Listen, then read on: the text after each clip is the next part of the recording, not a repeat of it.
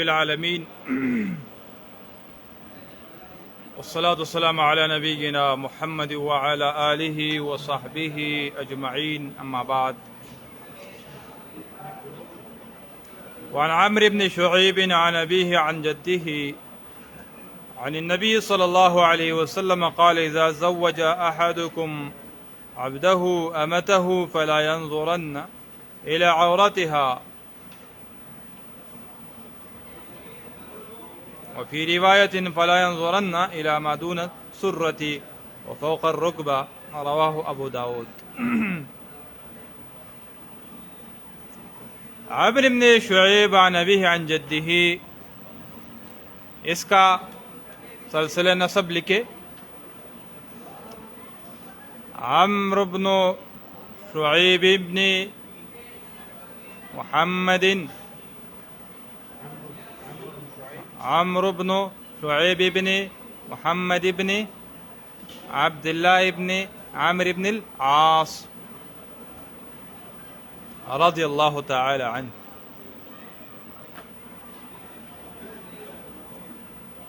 عمرو بن شعیب عن ابیہ عن جدہ، لکھ لیا نا سب؟ ہاں. اس سند کے حوالے سے اختلاف ہے، 3 اقوال ہے. ایک قول تو یہ ہے کہ یہ اصح الاسانید ہے. 3 اقوال ہے. ایک قول یہ ہے کہ یہ اصح الاسانید ہے.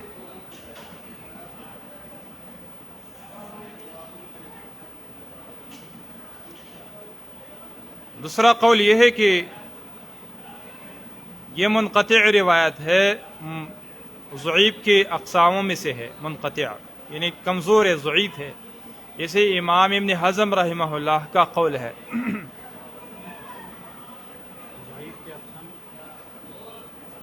منقطع ضعیف کے اقسام میں سے ہے، یعنی یہ سند ضعیف ہے. تیسرا قول درمیانہ ہے، یہ امام البانی نے اسے حسن قرار دیا ہے اور یہی راجح قول ہے.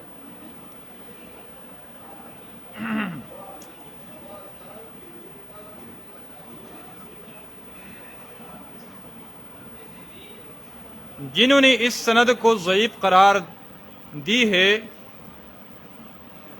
تو یہ بات غلط ہے.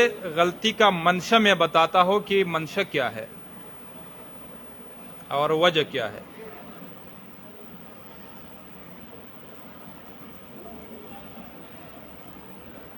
یہاں جدہ کی جو ضمیر ہے، عام معمول یہ ہے کہ اول راوی کو راجع ہوتا ہے. جیسے عمر کو راجع ہوتا ہے، عام قانون یہ ہے. اور جب عمر کو راجع ہو جائے، عمر کا جو دادا ہے وہ محمد ہے اور محمد تو صحابی نہیں ہے، وہ ڈائریکٹ کس طرح عن النبی صلی اللہ علیہ وسلم سے نقل روایت کرتے ہیں؟ تو لہذا منقطع ہے اور ضعیف ہے اور کمزور ہے. یہ جدہ ضمیر عموماً جو ہے راوی اول کو راجع ہوتا ہے. اس طرح کی ضمیر جو کہ یہاں عمر بنتا ہے، اور جب عمر کو راجع ہو جائے تو اسے جد سے محمد مراد لیا جاتا ہے. محمد جو کہ عمر کا جد ہے، اور محمد پھر صحابی نہیں ہے، عام بندہ ہے، اسے روایت بھی نقل نہیں ہے، اور پھر ڈائریکٹ رسول اللہ سے روایت نہیں کر سکتے ہیں. تو لہٰذا یہ منقطع ہے اور ضعیف ہے.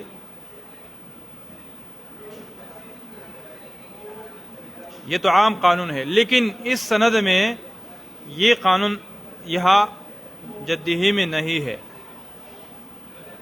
ابیہ میں تو ہے، عمر کو راجع ہے ابیہ میں ضمیر، کہ عمر کے والد شعیب سے عمر نقل کرتے ہیں. لیکن جدہ میں پھر یہ ضمیر عمر کو راجع نہیں ہے بلکہ شعیب کو راجع ہے. یہ قانون صرف یہاں کے لیے ہے. اور یہ منشا غلطی ہے کہ عام قانون کے اوپر وہ لوگ چلے گئے جنہوں نے اس حدیث کو ضعیف قرار دی ہے۔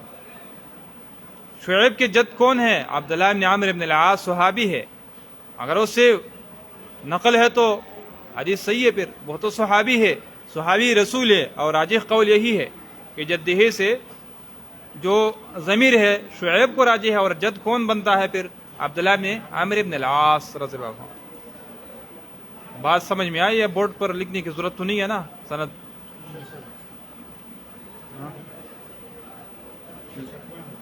ہاں بورڈ میں لکھو تو ضرورت تھا، اس کے بعد بورڈ پر لکھنے کے بغیر ہوتا نہیں، لکھیں گے بورڈ پر، صاف کریں، ہاں رس سے بولو، ٹھیک ہے۔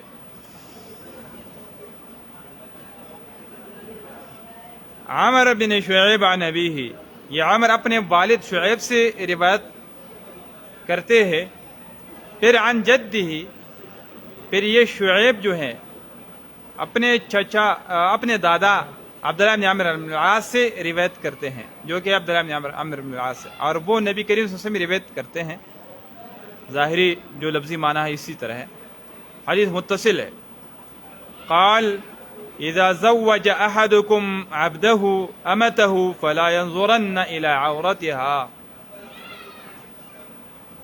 جب نکاح پہ دیتا ہے اپنے عبد کو، اپنے اما لنڈی، اپنے غلام کو نکاح پر دیتا ہے، ایک روایت میں ہے اجیر یا کسی اور کو، تو فلا ينظرن الى عورتها، قانون یہ ہے کہ اس کی عورت کی طرف نہ دیکھے،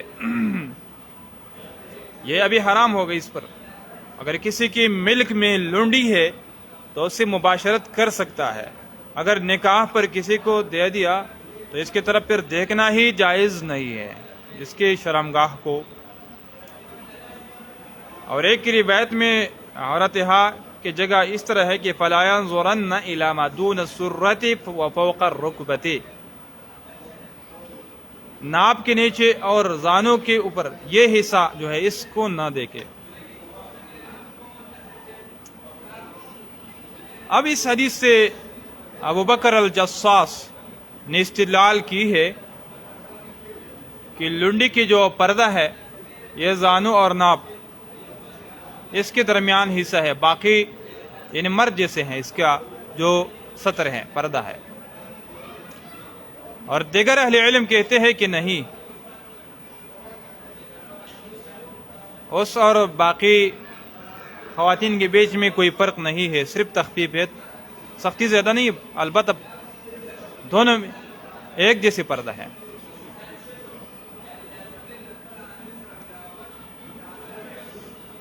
جب دونوں کا پردہ ایک جیسے ہے تو پھر اس حدیث کی جواب کیا ہے، مقصد کیا ہے، حدیث کی وضاحت کیا ہے؟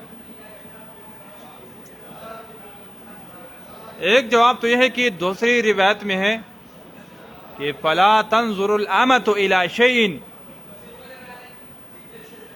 یہ امن ہے نہ دیکھے اپنے شوہر کی شرمگاہ عورت کو، اور پھر دون السرہ اور رکبے کے فوق رکبے کے الفاظ بھی اس حدیث کے اندر موجود ہے، اور یہ امام البانی نے اسی حدیث کو راجح قرار دیا ہے، وہ الفاظ یہ اس حدیث کی دوسرے روایت کے الفاظ ہے، اسی حدیث کے الفاظ ہے۔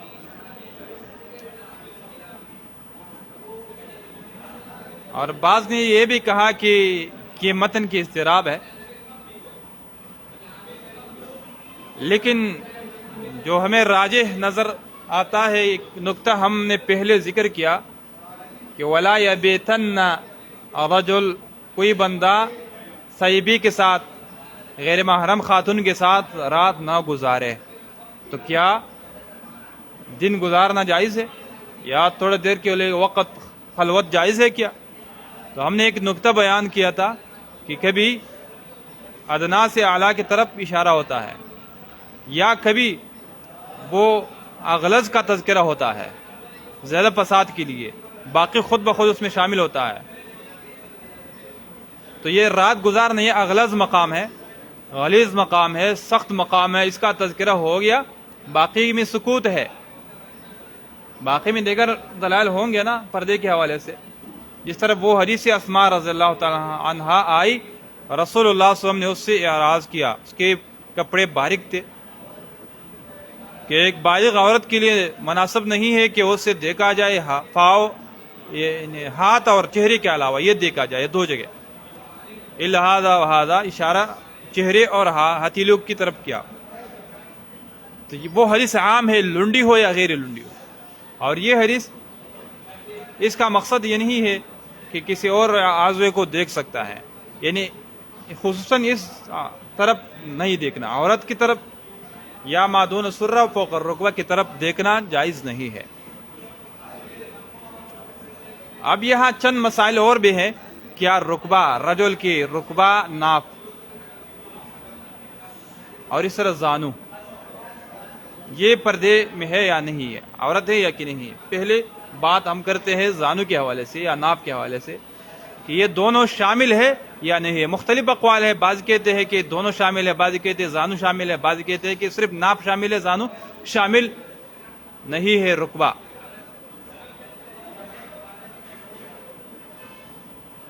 اس میں ہم صرف راجح مسلک ذکر کرتے ہیں، وہ یہ ہے کہ ناپ اور زانو پردے کے اندر شامل نہیں ہے۔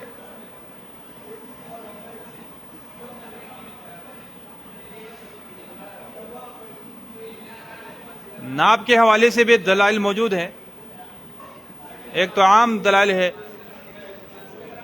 کہ یہ الفاظ وَلَا تَنْظُرُ الْأَمَةُ، امہ نہیں دیکھے گی، اس حدیث میں بھی ہے کہ سرہ کے نیچے اور رکبہ کے اوپر، یہ الفاظ اس حدیث کے اندر موجود ہے جو کہ امام البانی نے صحیح قرار دیے ہیں، ارجح قرار دیے ہیں۔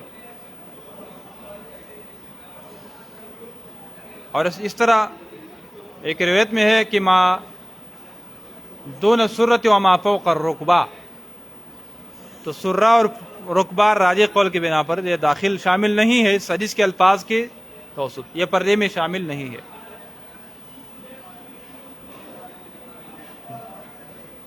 تیسری دلیل یہ ہے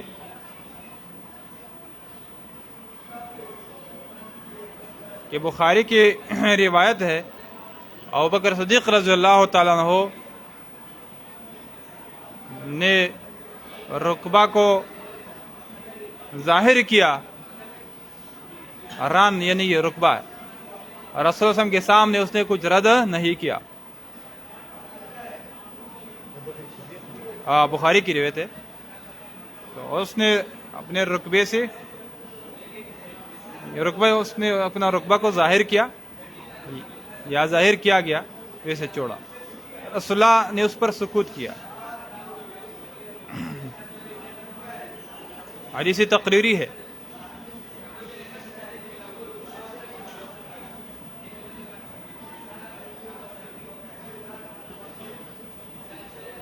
چوتھی دلیل یہ ہے کہ رسول اللہ صلی اللہ علیہ وسلم کا رکبہ ظاہر تھا، زانو، اور ایک جگہ موجود تھے جہاں پانی بیتے،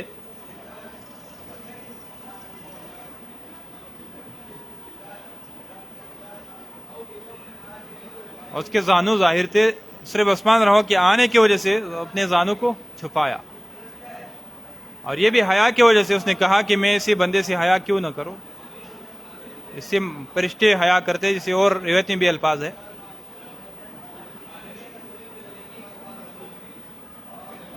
جو کہ اور لوگ موجود ہے، غالباً مغیرہ بن شعبہ موجود ہے، ان کے سامنے ظاہر ہے، اور پھر عثمان کے آنے کی وجہ سے چھپاتے، تو یہ تو صرف حیا کی وجہ سے، یہ زانو کا مسئلہ ہے۔ اور ناپ کے حوالے سے ایک اور روایت بھی ہے کہ رسول اللہ نے کسی کی ناپ کو بوسہ دیا تھا، اور ناپ کو بوسہ دینا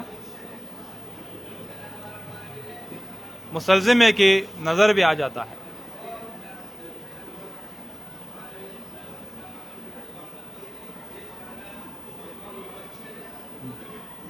حسن رضی اللہ عنہ کے ناپ کو،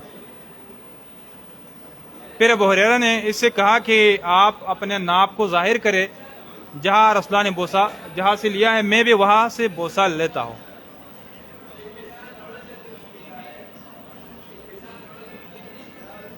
صحابہ کا عمل ہے بھی ہے اس میں.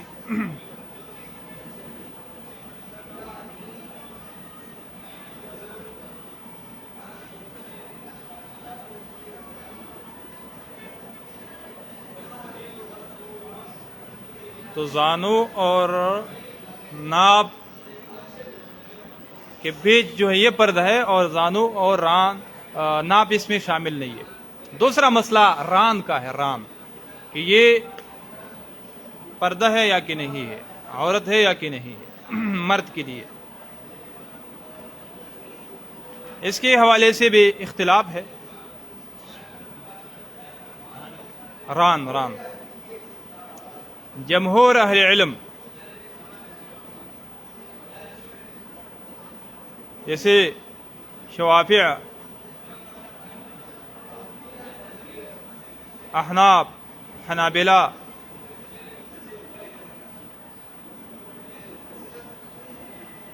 ان کا قول ہے کہ یہ عورت ہے.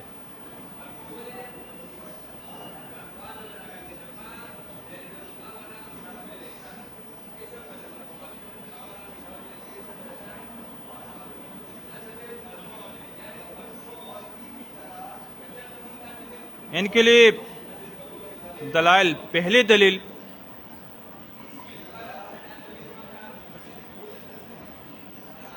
جرحد رضی اللہ تعالیٰ عنہ کی روایت ہے. جرحد اصحاب صفہ سے ایک صحابی ہے، جرحد ابن خویلد رضی اللہ تعالیٰ عنہ.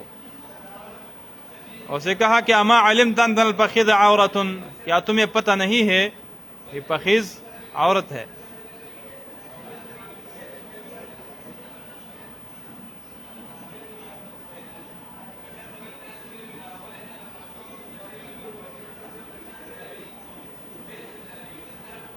ترمذی اور ابو داؤد کی روایت ہے.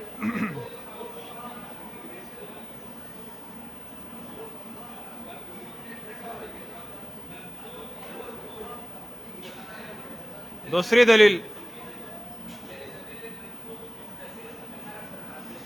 علی رضی اللہ تعالیٰ عنہ کی روایت ہے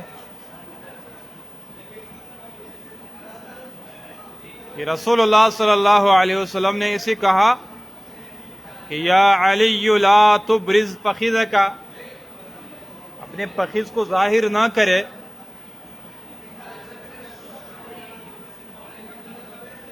ولا تنظر الى فخذ حی ولا میت،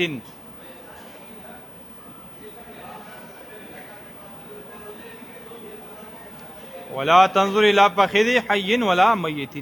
ابو داؤد اور ابن ماجہ کی روایت ہے. تیسری دلیل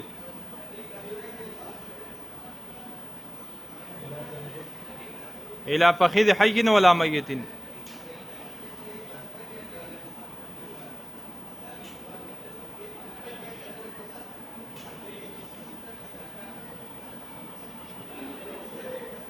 تیسری دلیل اگرچہ یہ روایت جو علی عنہ کی روایت ہے سندن کمزور ہے، لیکن اس کی متن صحیح ہے.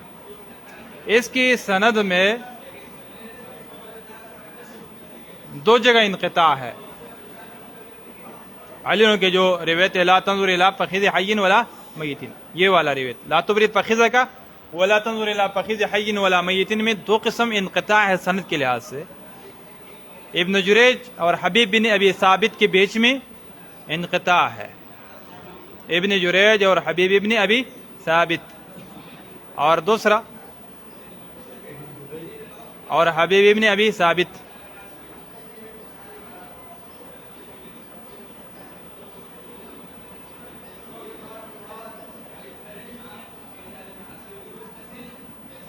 دوسرا انقطاع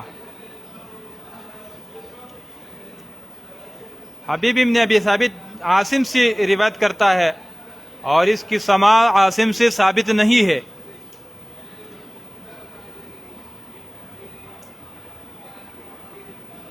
البتہ متن کے لحاظ سے روایت صحیح ہے، کیونکہ امام حاکم نے اس کے لیے کچھ شواہد توابع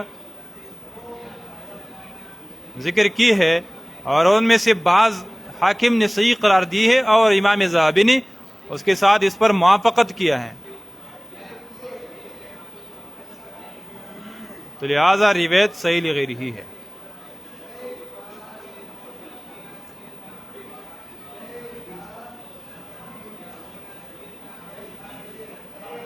تیسری دلیل معمر رضی اللہ تعالیٰ عنہ کی روایت ہے جو کہ محمد بن جحش روایت کرتے ہیں. معمر کے واقعہ ہے کہ رسول اللہ صلی اللہ علیہ وسلم معمر رضی اللہ تعالی عنہ پر گزر رہے تھے اس حالت میں کہ وَفَخِذَاهُ مَكْشُوفَتَانِ، ان کے دونوں فخذ مکشوف تھے.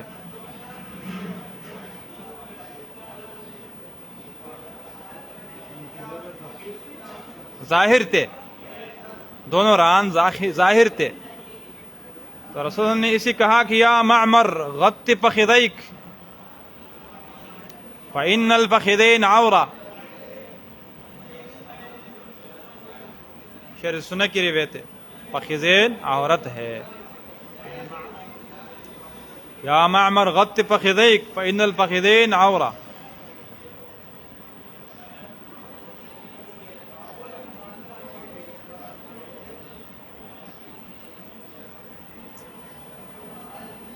دوسرا مذہب اس میں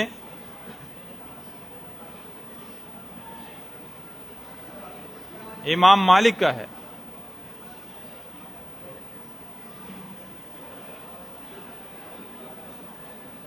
اور دیگر اہل علم.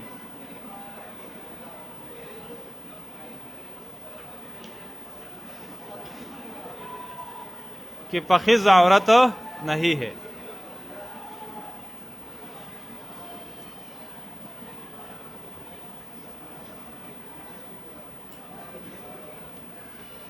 ان کے لیے دلائل حفصہ بنت عمر رضی اللہ تعالیٰ عنہ فرماتی ہے کہ رسول اللہ صلی اللہ علیہ وسلم بیٹھے ہوئے تھے، ابوبکر اور عمر بھی موجود تھے. آ گئی رسول کے فخذ اسی طرح ظاہر تھے. تو اس میں عثمان رضی اللہ تعالیٰ عنہ آئے تو رسول نے اپنے فخذ کو چھپایا حیاءً. جس طرح رکبے کے بارے میں یہ روایت ہے عثمان رضی اللہ عنہ کے آنے کی وجہ سے چھپایا، اس طرح ران کے بارے میں بھی یہ روایت موجود ہے. تو یہ حیاءً رسول اللہ صلی اللہ علیہ وسلم نے چھپایا ہے.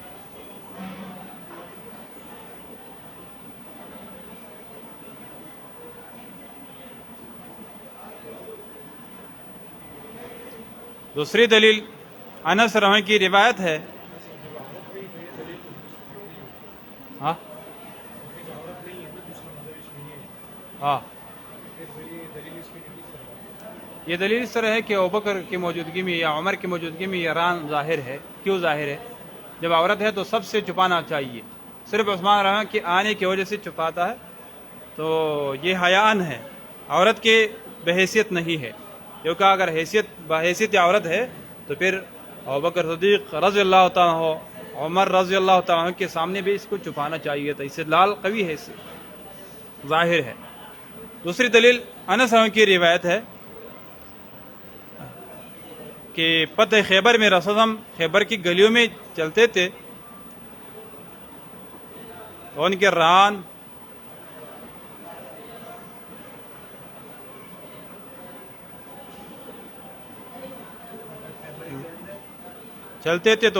ظاہر ہوئے. تو اس میں رقبے کی بات بھی ہے جو پہلے گزر گئی، تو اس میں ساتھ ران کی بات بھی ہے، ران ظاہر ہو گئی.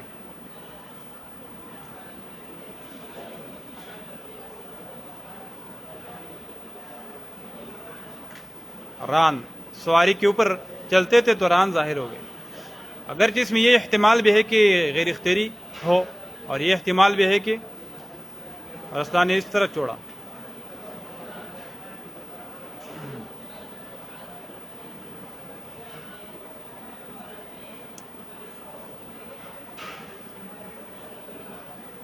اس مسئلے میں راجح مسلک تیسرا ہے. جو کہ علامہ ابن قیم رحمہ اللہ نے ایک محاکمہ کیا ہے کہ پخیز عورت ہے لیکن عورت خفیفہ ہے. عورت کی دو قسمیں ہیں، ایک عورت غلیظہ اور ایک عورت خفیفہ.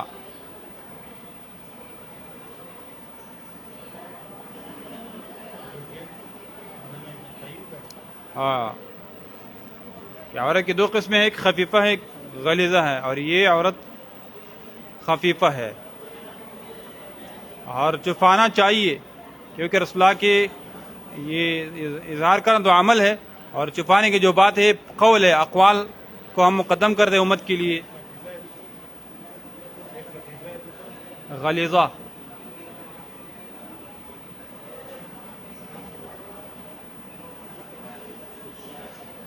امام بخاری بھی کہتے ہیں کہ حدیث و جرحد احوط و حدیث و انس اسند. انس رضی کی جو حدیث ہے پتہ خیبر، یہ بخاری میں ہے، یہ اسند ہے، قوی ہے. اور روایت جرحد جو ہے یہ احوط ہے کہ یہ پردہ ہے، عورت ہے. انس رضی کی روایت سے پتہ چلتا ہے کہ عورت نہیں ہے اور اسند حدیث ہے، لیکن احوط حدیث جرحد کے ہے. جرحد کے روایت پہلے دلائل میں ہم نے ذکر کیا ہے، یہ عورت ہے.